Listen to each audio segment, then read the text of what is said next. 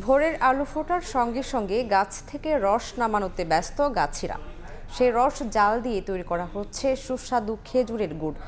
বিস্তারিত জানতে সিরাজগঞ্জের তাড়াশে আছেন সহকর্মী রিঙ্কু কুণ্ডু। সরাসরি যাচ্ছি তার কাছে।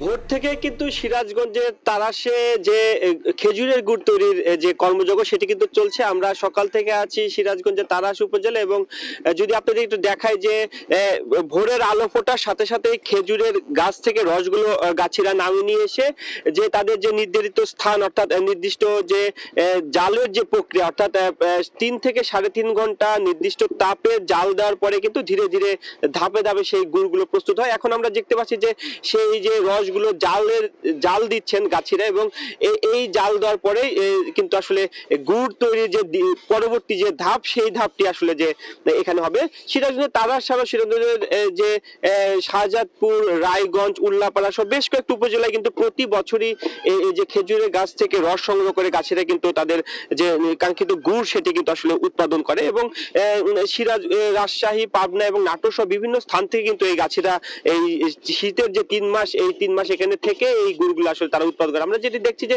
এই যে রস জাল দেওয়ার পরে যে গুড় তৈরির প্রক্রিয়া সেটি যদি একটু দেখা যে নির্দিষ্ট তাপে জাল দেওয়ার পরে এই যে দ্বিতীয় ধাপে যে গুড় রসটি 3 ঘন্টা জাল দেওয়ার পরে রসগুলো যখন ঘন হয়ে আসে তখন কিন্তু তারা এই প্রক্রিয়ার মাধ্যমে কিন্তু আসলে গুড় তৈরি করে। প্রথমে বিভিন্ন পাত্রে ঢেলে ঘুরিয়ে ঘুরিয়ে কিন্তু তারা এই কাজগুলো করে এবং সেটি আমরা দেখতে পাচ্ছি যে তাদের যে নির্দিষ্ট পাত্র রয়েছে সেই পাত্রে একটি কাঠির সাহায্যে নির্দিষ্ট যে ঘন হয়ে আসার পরে তারা ঘুরিয়ে ঘুরিয়ে যে সুস্বাদু যে খেজুরের গুড় সেটি কিন্তু আসলে উৎপাদন করছে। তারপরে তাদের নির্দিষ্ট গুড়ের যে ছাঁচ রয়েছে অর্থাৎ যে যেখানে তারা গুড়গুলো রেখে ঠান্ডা হলে কিন্তু আসলে গুড়গুলো শক্ত হয়ে যায় তখন কিন্তু আসলে বিক্রির জন্য বিভিন্ন স্থানে কিন্তু আসলে পাঠানো হয়। আমি যদি একটু বলি যে সিরাজগঞ্জের গুড়ের চাহিদা কিন্তু আসলে বেশ রয়েছে।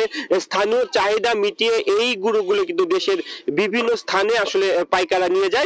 পাশাপাশি গাছিদের সাথে কথা গাছিরা যেটা বলছে যে তাদের গুড় তৈরি হওয়ার আগেই কিন্তু আসলে বিভিন্ন পাইকাররা এখানে এসে তাদের কাছে অর্ডার দিচ্ছে এবং এই গুড়গুলো আসলে দেশের বিভিন্ন স্থানে কিন্তু আসলে চলে যাচ্ছে।